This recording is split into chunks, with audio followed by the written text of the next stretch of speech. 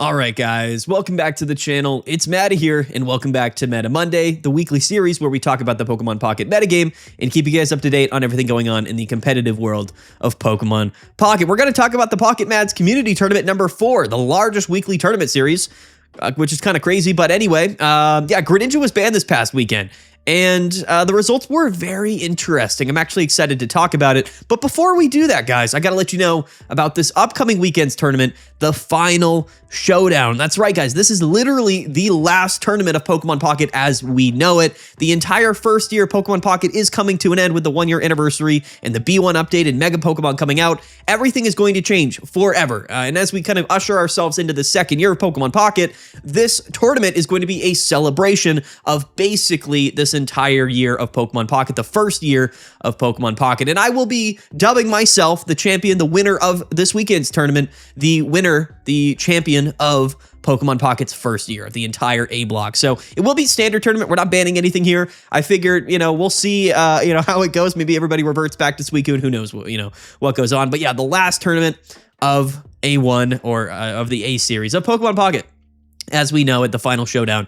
Gonna be a lot of fun. Shout out to BoxGG for sponsoring yet again. $250 prize pool. Again, no restrictions, standard format, $250 in the prize pool. Definitely go check it out. Link to register down in the description below.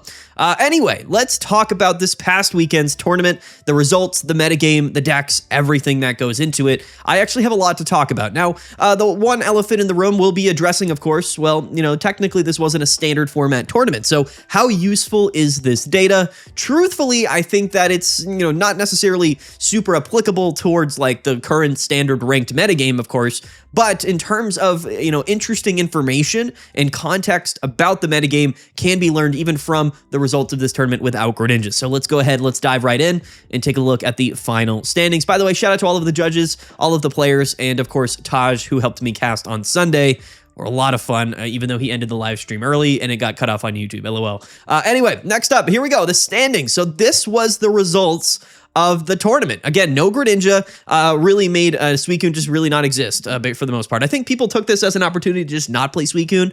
You could have played a lot of different water type Pokemon, but people just sort of chose to not play water type, which was probably the smart decision. But as we see here, double Brazilian grand final participants here, Doug and Ohu, two great players that have placed well in previous tournaments, one playing Turbo Dark Arceus and other playing basically kind of like Turbo Lightning Arceus with Oricorio and Tapu Koko. And there was also an additional Turbo Arceus here in third place, Meta Arc Hercules from the United States, a couple of Flareons after here from Argentina, Fiumba, and LBN from France, also playing Flareon. I believe most people did not play Jolteon Flareon this weekend, and I think a big reason for that was because the water decks didn't really exist, right? So less of a reason to be playing Jolteon, but anyway, we'll talk about it. Uaro got 6th place here from Spain, excuse me, also playing Dark Arceus. Charizard here, Rockefeller from Brazil, 7th place, and then we had some Pikachu decks down here. Shout out to all of these players. Lightning type did pretty good, realistically. I think that Oricorio as a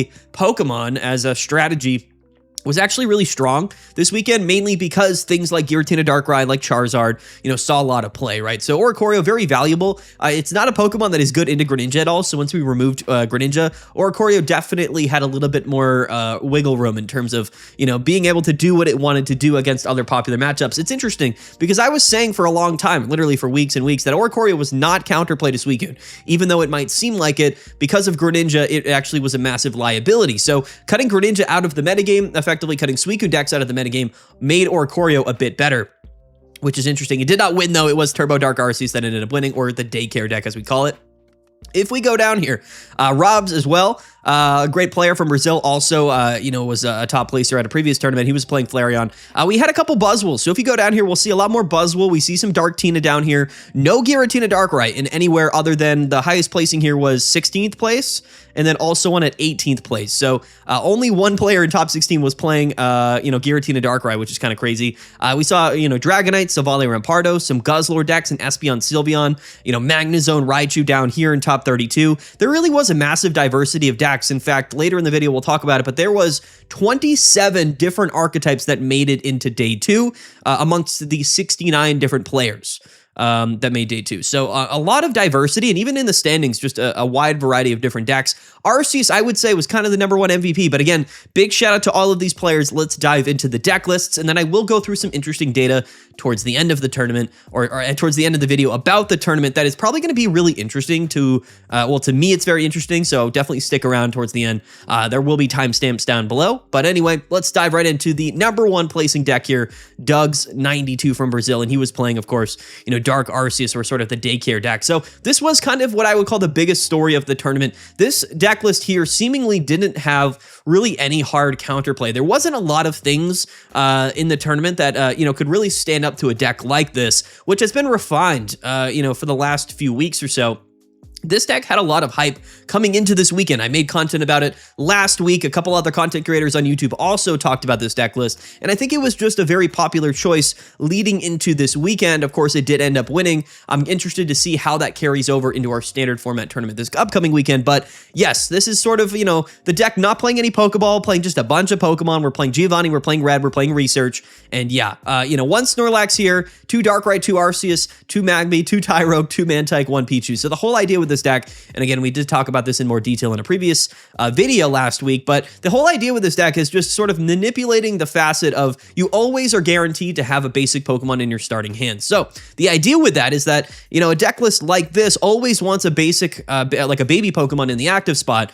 But so that's why we're playing so many of them, but we also want to have some of our attacking options on the bench to, you know, utilize those baby Pokemon with using Toasty Toss, Splashy Toss, or Crackly Toss, right, to set up these Pokemon. It doesn't matter which baby Pokemon it is, because all of these Pokemon have colorless energy in their attack cost, and these are our primary attacking options. Arceus here is really the story. It is the probably one of the best Pokemon in the entire game, effectively being able to hit for 130 damage on your second turn. Very good, but sometimes on your third turn, whether we have Red or Giovanni, or also Darkrai to attach an energy to, in addition to the attack from Ultimate Force, we're able to hit upwards of 150, 160, 170 damage actually really consistently with this deck list. Now, you might think that this deck is like inconsistent, but as far as decks go in Pokemon Pocket in the current metagame, it actually is as consistent as really anything else. And again, it really just comes down to the facet that we're playing so many different Pokemon. So you're guaranteed, the way that Pokemon Pocket works is that you're guaranteed to lead in your starting hand with a basic Pokemon. But if your entire deck is basic Pokemon, then you're going to also have more than one basic Pokemon in your hand. So when we're playing, you know, 7 different baby Pokemon and 5 different attacking Pokemon, it's very, very likely that in our starting hand, we'll have at least one of both of those options, especially baby Pokemon, right? So you can just choose to lead the baby Pokemon and then bench your other Pokemon and then start setting it up. So you never really have to worry too much about your consistent start off. And it's a deck list that almost always will get to kind of where it wants to go pretty early. So it's definitely like a turbo deck, but it's not so much like a high roll deck. We found sort of a way, I say we mean as like the player base has found a way to play like a high roll deck like this that is just a maximum consistency. Now this deck list is playing a couple different cards here. Instead of playing, like if we go back, he's playing 12 Pokemon. So instead of playing like 13 or 14 Pokemon, which is kind of the maximum you would play, he cut a couple of those Pokemon to play 1 Repel and 1 Giant Cape. The Giant Cape can be very important, especially in the mirror matchup and in other matchups, to bring Arceus up to 160. That's a much harder number to hit. And then Repel, which, you know, Suicune's not in the metagame, but Repel, still very important. There's a lot of basic Pokemon. Basically, getting rid of Greninja means that the entire metagame is basic Pokemon, so Repel is kind of a crazy, crazy card, other than things like Charizard, right? But mostly basics. So this was kind of the story. I mean, this is a really, really strong deck list. It has been kind of up and you know, like it's been on the rise, like for the last couple of weeks, and I think it really kind of boiled over this weekend with all of the content creators talking about it, and then of course us banning Suicune Greninja.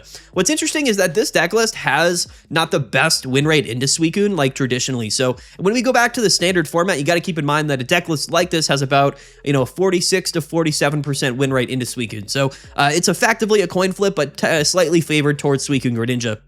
Now, I'm curious to see if a lot of people still play this coming into this next standard weekend tournament. I'll be interested to see. But anyway, that was Doug's list. Shout out to Doug. The next couple of decks were actually Lightning Arceus decks. So yeah, all of the top 3 decks were Lightning decks. In fact, basically, if you take a look at all of these decks, they were either, you know, turbo decks like with Flareon or Arceus or Darkrai or anything like that, or they were like Charizard or, you know, Dragonite deck. So turbo / high roll really is the metagame. There's not too much else in here that you would play, you know, other than like, because like Suicune Greninja isn't either, right? So it's sort of like, I classify decks into different categories. You have like high roll, like pure high roll decks being like Charizard, like Dragonite, like Decidueye even, for example. And then you have like turbo decks, which are playing baby Pokemon and they rely on really early starts. Things like, you know, the Turbo Arceus decks, the Lightning Turbo Arceus decks, or Dark Arceus. Flareon is another example of that.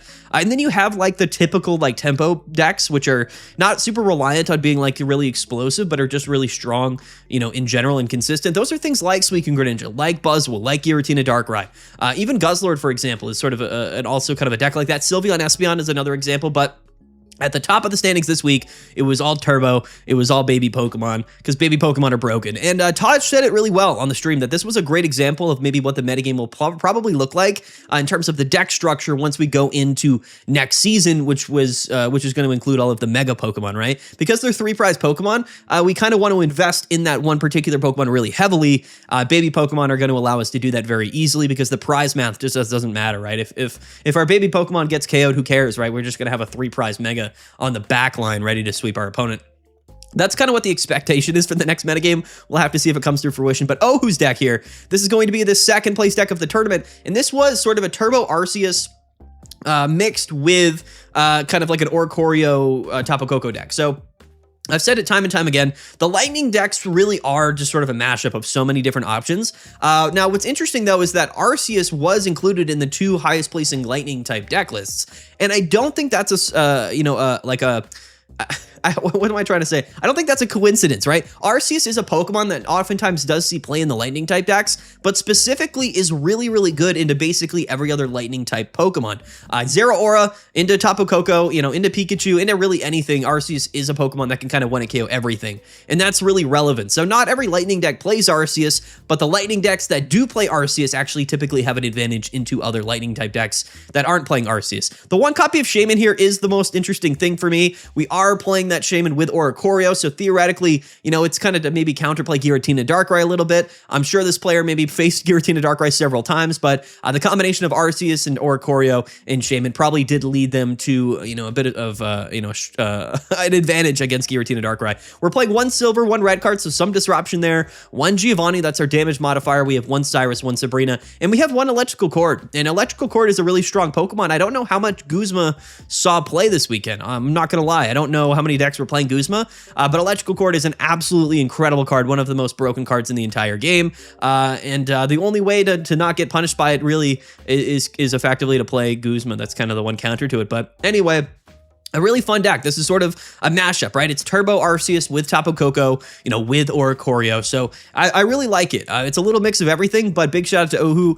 He kind of bricked, I'm not going to lie, in finals. He did lose 0-2 to Doug's, but definitely a very interesting matchup and a very interesting deck nonetheless. Meta, Arc Hercules here from the United States, also playing Turbo Lightning Arceus, and this is more of a standard list, right? So instead of Shaman, instead of Tapu Koko, this is sort of the bare bones kind of version of Turbo Arceus, which is, of course, 2 Arceus, 2 P2, 2 Zeraora, 2 Oricorio. This is a deck that has been around for quite some time, really ever since, I think, A4 released and we got Pichu. I think a lot of people realized, like, the Pichu Zeraora combo is really strong for generating additional lightning energies with Elemental Switch. That's all support that came in A4. Arceus was kind of the #1 culprit of Pokemon that could take advantage of that. And then you just throw in Oricorio, because why not, right? It's going to help you in some matchups, especially in tournaments. So, yeah, another just, Turbo Arceus deck. Turbo Arceus really was kind of the story here.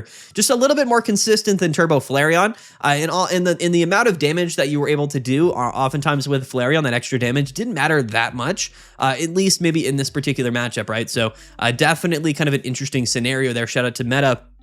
The 4th place deck here, Flareon. I believe for both of these Flareon decks kind of have the same exact list. So this is Fiumba's deck. Shout out to him from Argentina. And this is literally just sort of standard Flareon. Like I said, without Suicune, without Greninja in the metagame, there's less of a reason to play Jolteon, right? One of the biggest advantages of Jolteon is, of course, being more aggressive and hitting for weakness on those water type Pokemon, right? And since, there's no Froakies to one-hit KO, there's no Greninjas to KO or Suicunes, there just really wasn't a big reason to play Jolteon. So the standard fire type Flareon did end up doing very well this weekend. 2 players here, I think, in 4th and 5th place. So, big congrats to both of them. They both did very well. Fiumba, I like the deck here. Fairly standard. 1 Genetic Apex Flareon, 1 Sylveon EX, and then, of course, just 4 Eevees, 2 Magby. And it's a deck list that realistically going second is extremely powerful. powerful, but kind of does end up losing to a lot of the other Turbo Arceus decks or Turbo Dark decks if you're not going second, right? It just sort of, there's a little bit too many moving pieces. You sacrifice some of the, basic consistency of that Daycare deck when you're playing Flareon to be able to hit for a bit more of aggressive numbers, right? With red, with EV bags. I mean, but to be fair, Turbo Dark Arceus can kind of do the same thing. So I think that Flareon's position in the metagame is a little bit unique when there's not water type and we can't mix in Jolteon, right? I think that for the most part, being able to play Jolteon does improve the matchup into the water type decks, but when there's no water type decks, I just don't know if there's really that much of a reason to play Flareon above things like Turbo Dark Arceus or even Turbo Lightning Arceus, which has access to Oricorio. So a very, very interesting, example here. Let's take a look at Uaro's deck, UR488 from Spain. Let's take a look at his list because this is another example of Turbo Dark Arceus, but this is going to be sort of the other side of that same coin. 2 Arceus, 2 Darkrai. Now, we're only playing 10 Pokemon in the deck list here, so instead of playing, 12, 13, 14 Pokemon, we're playing 10, and we are playing 2 copies of Pokeball. And this is really where that kind of topic of conversation comes into place. Why would we be playing a list like this as opposed to just playing more basic Pokemon? What's the advantage besides playing, just more Pokemon? Why would we play Pokeball? So I think the main reason for that is probably playing the 2 copies of Komala. Komala is sort of the option here as opposed to Tyrogue to counterplay and get around Oricorio, right? So Komala can 1-KO Oricorio pretty easily. But if we're playing Oricorio, then we have to play 2 copies of Leaf. And because we're playing 2 copies of Leaf, it also kind of just makes sense to not play Snorlax. So if we're not playing Snorlax and we're not playing, of course, Tyrogues, then the deck list just sort of becomes something a little bit different. So if you do prefer Komala then you over things like Tyrogue or even Smoochum, which we did see a little bit in the tournament in some of these Daycare decks, then you have to play Leaf, and then you're not playing Snorlax, and then you would probably recommend just playing Pokeballs to fill up the rest of that space. So that's sort of the explanation there. I don't know which one I really prefer. I think Komala is good. Unfortunately, though, it cannot be in the active spot when you attach energies to it, or else it will fall asleep. So it's a little bit more of a consistent KO option into Oricorio. But as we saw in the tournament, the Tyrogue, Darkrai, Giovanni stuff really did put in a lot of work against Oricorio and in those lightning type decks. So we got to give a lot of credit to all of the players. But Komala here, I don't know if it ended up being as good. This is theoretically the second highest placing Turbo Dark Arceus deck. And then we don't see another one until, 15th place. So interesting nonetheless, but those are kind of the 2 versions of Turbo Dark Arceus that are kind of in the metagame right now. Anyway, Rockefeller, 7th place, was playing Charizard. Charizard had an interesting space right now, or this weekend, because Charizard uniquely is actually one of the few Pokemon that has an exceptionally high win rate into the Suicune matchup, right? I think Charizard's operating at about a 65% win rate or so into Suicune, which is really quite high. But no Suicune in the tournament, right? So what is Charizard really doing? To be fair, it's not that bad. I mean, Charizard has a pretty effective matchup into the Turbo Dark decks. We can 1-KO Darkrai, we can 1-KO Arceus, and of course, it's going to be good into Giratina Darkrai, traditionally also strong into Giratina Darkrai, but a lot of Oricorio, right? I mean, Oricorio kind of roamed freely this weekend. This is not a deck that loves the Oricorio matchup. Yes, we are playing Wind Repel. Yes, we are playing Charmeleon, but realistically, it's just not something we don't want to walk in and watch, play Oricorio if we're playing Charizard. We did watch Charizard beat Oricorio, though. He went 2-0 in Top Cut, which is pretty crazy, but so it is winnable. It's just not like a great matchup. I think that Charizard is actually still a really strong choice in the metagame, whether Suicune is seeing play or not. It's just a deck that doesn't really care. It just doesn't care what you're doing. It doesn't care who you are, where you're from. It just matters whether or not we get that Stoke off on our 2nd or 3rd turn. And sometimes that works, sometimes it doesn't.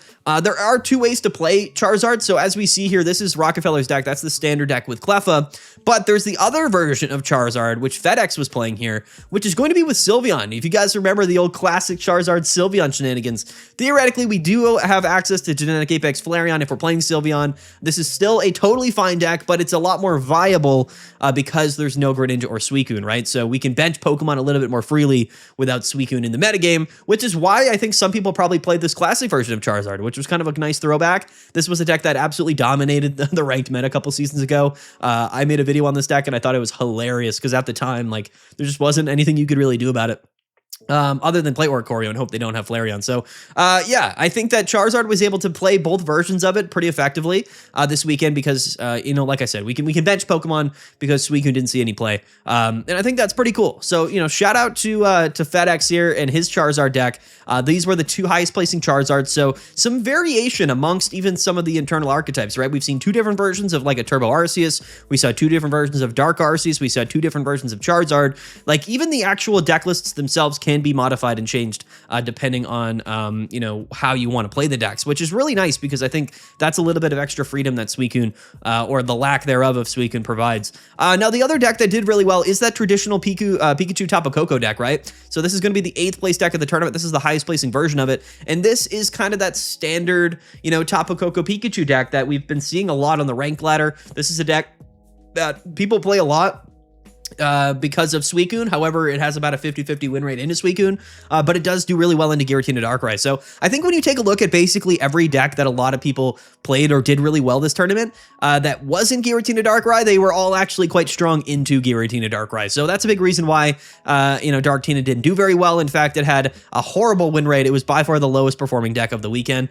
And I think it's just because the format right now is all turbo. It's all Oricorio or turbo decks. And like, you know, Giratina Darkrai doesn't love that type of stuff. So anyway, this is pretty standard. This deck is playing Guzma, but it's just sort of the other version. If you're not playing like an Arceus Lightning deck, you should be playing it like this in my assumption. Now, Raikou is also an option, but I don't think Raikou is necessarily as strong in general as like Pikachu or Tapu Koko, right? So unless you're playing into Suicune specifically. But anyway, 2 other players. So KPK, Arima from Korea was playing that, as well as Ahsoka here from Belgium, both playing the same archetype there as XKIIII. Crazy name. Let's talk about Buzzwole here. Mr. Wiggler from South Africa, 13th place with Buzzwole. Now, Buzzwole was my pick to win this weekend. The reason for that is because I assumed there would be a lot of Darkrai decks, there'd be a lot of Giratina decks, and there'd be a lot of Lightning decks. Buzzwole is uniquely a Pokemon in a matchup and a deck list that does well into really all of those different things. The Fire deck saw a little bit more play than I assumed, and I think they kind of weeded out a little bit of the Buzzwole. Yeah, but Buzzwole is a deck that operates and functions actually quite similarly to Suicune and Greninja. It's just that it's not as good and it doesn't draw nearly as many cards as Suicune and Greninja. So that's a big reason probably why it's just not like a super key factor in the metagame. But this weekend, it was one of the best performing deck lists from average win rate perspective, even though, you know, its highest placement was 13th place. It was a really strong pick. It was my like early choice to win the tournament. It didn't get, you know, very high up on the standings, but it had a very good weekend overall. Plenty of players made day 2 playing Buzzwole. And this is the list that they were playing. Now, the issue when Suicune's out of the metagame is that, like, traditionally, Pheromosa is a better Pokemon because we can play Double Cyrus and then we can kind of play, you know, like Suicune Greninja. But Kartana is actually a much more effective Pokemon into Oricorio. So I think a lot of the Buzzwole players maybe weren't playing, you know, Kartana. Maybe you want to play like a balanced Buzzwole deck from a few seasons ago, which would play, you know, Pheromosa and Kartana and like double Erica. Like, it was an interesting deck for sure. But yeah, you know, Buzzwole, really good. I think Buzzwole had a lot more room to breathe this weekend, given the removal of Suicune and Greninja, which is really nice. And then we had a couple of Dragonites. So Dragonite, just another high roll deck that, you know, I wouldn't have been surprised if it ended up really high up in the standings. But we had one here, Froggy X Narumi, one of the best players in the game from France, as well as down here we had Super Piece from Germany, both playing Dragonite. So, you know, Dragonite did have a place in the metagame. It was, you know, a deck that had some position as well, which is interesting. But, you know, high roll decks are high roll decks for a reason. They're extremely hard to beat if they do get set up, but sometimes they just don't, right? So this player went 8-3, and this is going to be Sylveon, double Sylveon Dragonite with dual energies, dual Pichu, and Mantike, which is definitely interesting, right? So this is a deck that kind of doesn't mind going into the late game. It really does kind of rely on maybe just kind of taking its time, drawing into a bunch of cards. This is a version of Dragonite that much more consistently is getting into Dragonite, but isn't so much so focused on, you know, the energies itself, right? You're playing dual energies, you're playing one Pichu, one Mantike. You're kind of just hoping that you can get the you know, the 3 different types of energies on Dragonite, and then you know, you're definitely going to draw into Dragonite, right? Because we're playing double Eevee, double Sylveon. So that's sort of the balance with the Dragonite decks, is that you have to decide, do I want to more consistently get the energies on, or do I want to more consistently find my Pokemon and my evolutions and my rare candies? You know, that's sort of the decision here. So this is a deck that's a little bit more focused on drawing Pokemon and less so much the energies, but it was the highest placing Dragonite deck of the tournament. So definitely pretty interesting. Kushal from India So I apologize if I'm saying that incorrectly. The 16th place. So the last player here in top 16 was playing Giratina Darkrai. So the highest place in Giratina Darkrai of the tournament. Like I said with Giratina Darkrai is that it actually, what's interesting is that one of the big reasons why Giratina Darkrai has remained so popular and so viable in the metagame for the last really 3 seasons is because the #1 deck of all of those seasons was theoretically weak into Giratina Darkrai. So Giratina Darkrai is one of the few decks that has a pretty decent matchup into Suicune. It has a really good matchup into Espeon Sylveon, the best deck of the previous formats. Also Sylveon and Greninja back before we had Suicune. When that deck was reigning supreme, Giratina Darkrai had a winning matchup into that deck as well. So what happened when we took away Suicune was that we took away one of the more consistent matchups for Giratina Darkrai, and then it had to deal with a whole bunch of stuff in the metagame that it's not very good against, which I find that to be very interesting. Now, this was not a surprise to me. I know some people just expected Giratina Darkrai to dominate. Those people have not been paying attention to the content because Giratina Darkrai has been on a pretty steep decline in terms of overall average win rate for the last like 3 weeks. So I knew why the reason was. I was not concerned about Giratina Darkrai when banning Greninja, but I understand not everybody keeps up to date with all of like the specific metadata that we talk about sometimes, which is totally fine. But yeah, Giratina Darkrai was not a strong choice this weekend. It definitely ended up struggling pretty heavily. We also had Eve 21 here playing Silvally and Rampardos 21st place. And Silvally Rampardos is a fun deck. Not a consistent deck, and theoretically speaking, the fossils did maybe have a little bit of a better time, given the exclusion rather, of Greninja. Not being able to get your fossils sniped was definitely a pretty big deal. But even then, I just think that the format's a little bit too fast and aggressive for these fossil decks to really reign supreme. Given the format right now, basically Silvally can't win unless, like, this deck list will never really win against any of the meta decks unless it does inevitably get Rampardos out as at least that third Pokemon to get the attack off, right? You just can't win games with 2 Silvally and no Rampardos. So that's kind of what this deck comes down to. It's not a bad deck. I don't think it performed I don't think it performed horribly this weekend. Not that many people played it. I just think Silvally Rampardos is like kind of like a relic. It's fossil, right? It's a fossil deck, which is funny, but it is kind of like a relic of a previous format, and it has been sort of power crept just a little bit. Which is pretty unique. But there was also Poison Guzzlord. So shout out to Nabrix, again, one of the best players in the game. Went 7-2-1 playing Poison Guzzlord. So he brought it back. He was like, listen, no Suicune, no Greninja. I can play Guzzlord with all of my friends, just like Charizard can play Charizard with all of my friends now, right? Without Suicune in the metagame. So that's what he did. He played Poison Guzzlord, a deck that was exceptionally strong not last season, but the season before, when Espeon and Sylveon was running amok. So this is a deck that actually, is really good. I think that there's so many decks right now in the metagame that are just unable to see play because they just can't afford to bench all their Pokemon because of Suicune being so dominant. So when we got rid of Suicune, or we got rid of Greninja, and in turn got rid of Suicune, we allowed so many different archetypes to kind of be themselves, which is pretty cool, like Charizard, like Guzzlord, and I definitely like that a lot. So shout out to Nabrix, a really fun throwback to bring back the old classic Poison Guzzlord deck, one of my favorites. And let's talk about what is this, Mighty here from France, went 7-3, and he was playing Espeon and Sylveon. So Espeon and Sylveon also struggled, but I think a big reason for that is because the most played deck was Giratina Darkrai, right? So, I think a lot of the Turbo Darkrai decks, Giratina Darkrai, like, Espeon and Sylveon doesn't love all of that stuff going on. It's a deck that was just really, really good and is still really strong, but theoretically speaking, in a format, that is so aggressive, has so many Dark-type Pokemon, it just isn't probably like a great choice. I don't think that I don't think the meta viability for Sylveon and Espeon changed at all with the removal of Greninja. I'm not gonna lie. I think nothing really changed for this deck. A lot of people just who used to play Suicune Greninja just ended up playing like other decks that also are just strong in Espeon Sylveon. So unfortunately, it didn't have like the best time this weekend, but definitely still a pretty fun throwback deck. There's a lot of other really cool stuff that we're gonna leave for a future video this week. We have some Raikou decks in here. We have Suicune Tentacruel.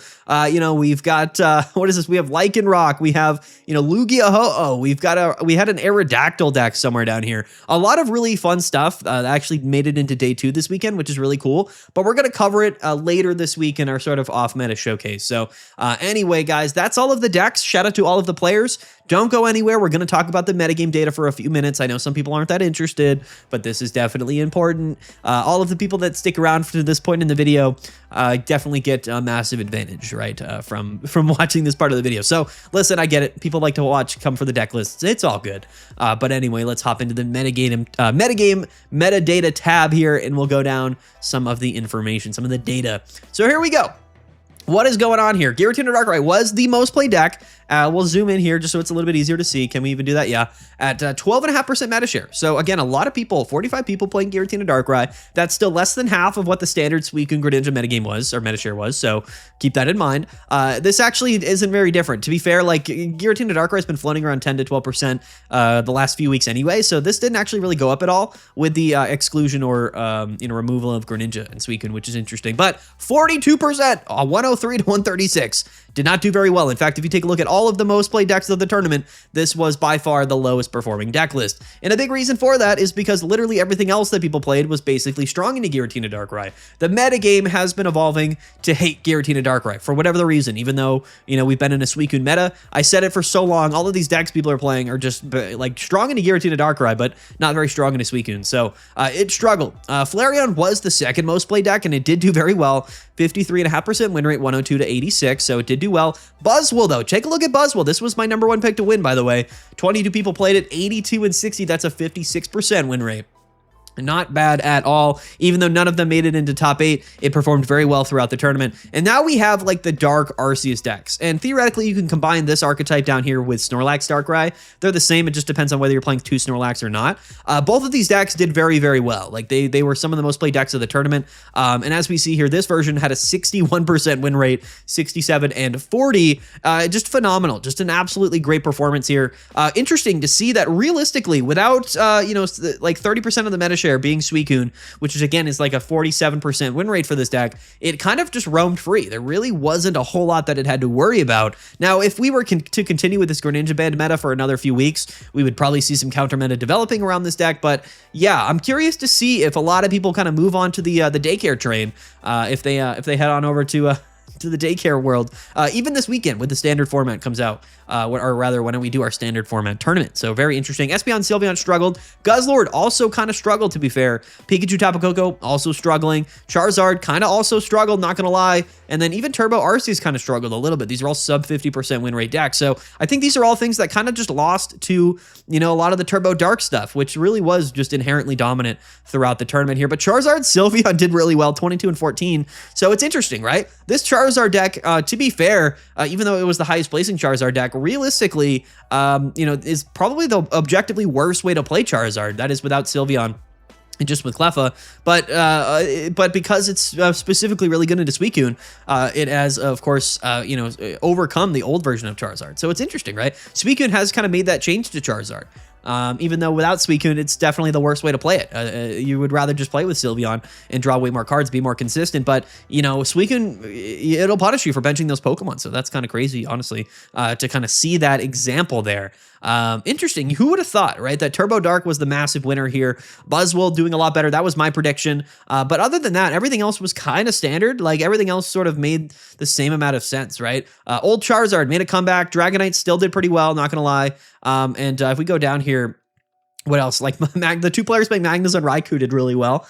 So I think maybe Magnezone was probably like a sleeper this in this metagame. So that's something to keep your eye out as well. Yeah, guys, that's kind of that's the metagame tab. Again, in Top Cut in day 2, we had 27 different deck lists here. And yes, Giratina Darkrai was the only deck with a negative day 2 conversion rate. So when we talk about day 2 conversion rate, we talk about really their performance in Swiss, which is a reflection of like the overall metagame, right? I know that we banned Greninja, but typically, Swiss win rates and stuff is a really great way to understand how well positioned a deck is in ranked battles. People don't always understand that, but a lot of the way that I calculate what decks are best for ranked mode is by taking a look at the cumulative Swiss round metagame, win shares and stuff like that, because that's the information that's relevant towards ranked battles. But yeah, in day 2, we had a lot of different decks. Flareon was the most participated deck in day 2, as well as Buzzwole. So again, Buzzwole and Flareon both really had great win rates in day 2. Honestly, all of these decks had good win rates in day 2. But Turbo Dark Arceus is 16 and 4. That's an 80% win rate in day 2. And even Pikachu Tapu Koko actually went 10 and 3 in day 2. So it did really well, even though only a couple of players made played day 2 with the deck list. Really interesting. The data here was fascinating. I think that the metagame was a lot more fun personally without Greninja. Even if you don't like pay attention to like deck diversity or whatever you know, however you kind of categorize the health of a metagame, it was just a lot more fun to watch the games without Greninja, right? Because whenever you're playing Suicune Greninja and they get that Greninja out on turn 2, you know that you're just in for probably a losing game, but then it kind of drags on.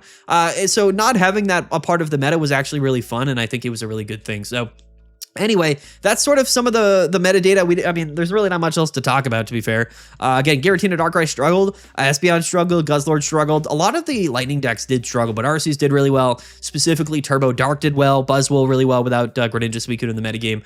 Old Charizard better than new Charizard. Just kind of interesting stuff, like to kind of analyze, you know what I mean? Raikou actually did really well, which is funny, even though not many people played it. One Garchomp player went 5-2, which is pretty cool. Executor Meowscarada kind of rose back up a little bit, but yeah, I mean, that's, you know, that's kind of it. That's what happened this weekend. It was a lot of fun. Now, you know, again, we are doing a standard tournament to end the season, right? Because this is the last tournament before the end of an era of Pokemon Pocket. By the way, go register. So let's talk about that. Go register for the final showdown here, the last tournament of of Pokemon Pocket as we know it. It will be changed forever. This is the last competition. The winner of this tournament will be the champion of the entire A series of Pokemon Pocket. That is what I will be calling you. You are the final champion. Anyway, yeah, we're going back to standard. You know, we'll see how it goes. Maybe everybody goes back to Suicune. Maybe it's lame. Maybe Suicune wins again. Blah, blah, blah. I don't think it really matters because, you know, the metagame is changing. So I would rather do a standard tournament to end the season to get one final look at what the metagame does look like as we go into the 8th week of basically the same meta, which is crazy to say. But B1 is right around the corner. In fact, this week, we should be getting some announcement. We should be getting like a full trailer, some more information regarding this next big anniversary update, and we will be covering it all on the channel, which I'm really excited about. And trust me, we're getting 3 new booster packs for B1. We're getting a bunch of new Pokemon, new EXs, new supporter cards, new Mega Pokemon. The metagame will be changed dramatically. It'll be changed forever, but you'll know where to go to learn all about it. It is here on the channel where we'll be covering everything. We'll be analyzing everything, and I'll let you know what the best decks to play are. I'm really excited. However, the 3 packs do mean that we get a 6-week season next season. I don't know how that's going to work for ranked, but anyway, keep that in mind. The tournament series will be continuing on to B1. Shout out to BoxGG for sponsoring, and stay tuned for more information, but definitely go and register, link down below, for the final tournament of the OG Pokemon Pocket era, of the original era of Pokemon Pocket. It's crazy how quickly the year goes on, but yeah, man. The tournaments have been fun. They've been good. I've been enjoying them. Shout out to all the judges. Shout out to Taj and the casters. Shout out to Mintom. Shout out to all the players. Shout out to you guys. Go ahead, register. I'm rambling now. Don't know how to end videos. Still don't. It's been a year. Still don't know how to end videos. So let's just wrap it up. Get out of here, I guess. Peace out, guys. Have a good one. We'll see you guys later. And yeah. Bye.